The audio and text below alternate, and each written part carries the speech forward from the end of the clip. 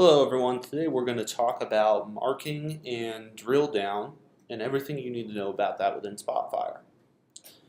So marking in a high level is essentially the idea of when I select a subset of data or click and drag over a subset, how that information would be presented. So as far as marking goes, I can click on an individual block or I can select a multitude of blocks. I also like to point out that within the legend you're also able to mark on certain subsets of data, such as a certain color, region, group, if that's held in multiple columns and you don't want to select the other data.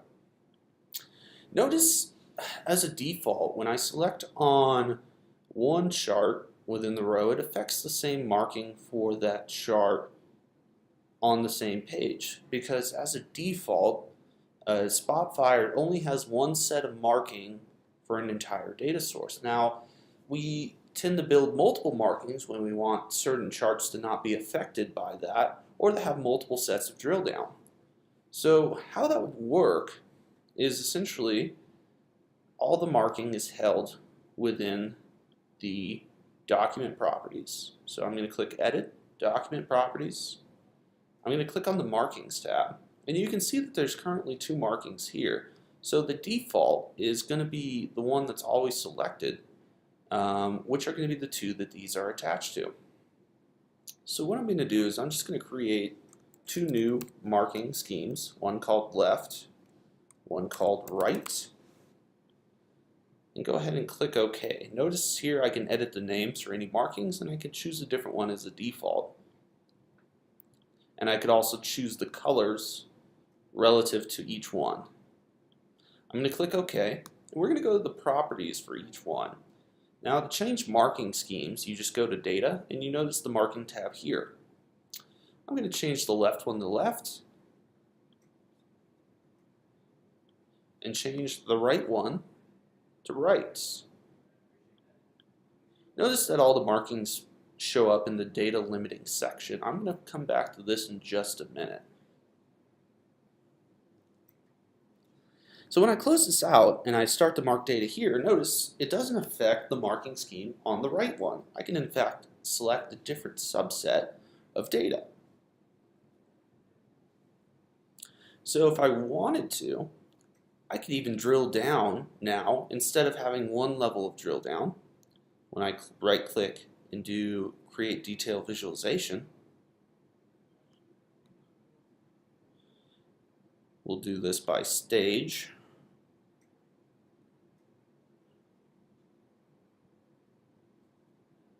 And we'll do the same thing over here. So now I can actually compare the size of deal based on that certain stage. And notice now, when I drag that same column over, it's completely different subsets from each other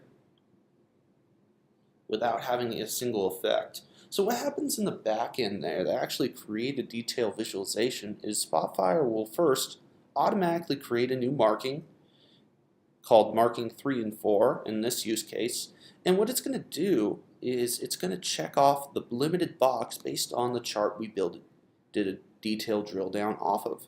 If I wanted to, I could change that from left to right, and notice now how it mimics the Midwest region. But when I switch it back to left, it goes back to that Northwest region.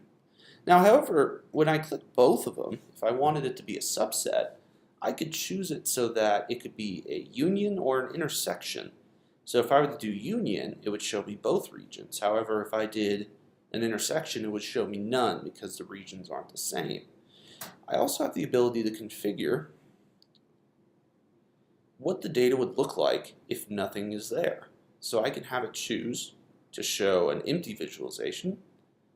I could have it choose all data, or I could have it choose message on empty background. So I could just create a message that would say no items marked or any other custom message, and it would post that on the board when no data is marked.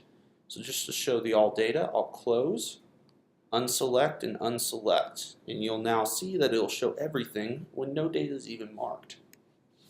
Of course, with Drilldown, you could go to multiple levels of Drilldown, as many as you like. So I could go back and create another detailed visualization off of this one, if I chose to. And it would show information based on what you see.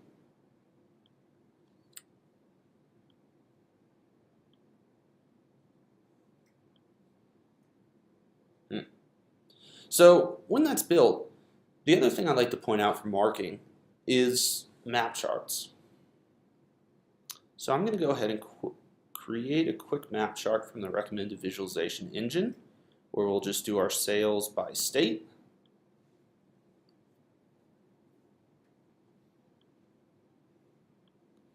And I'm going to go ahead and close out the rest of our visualizations here.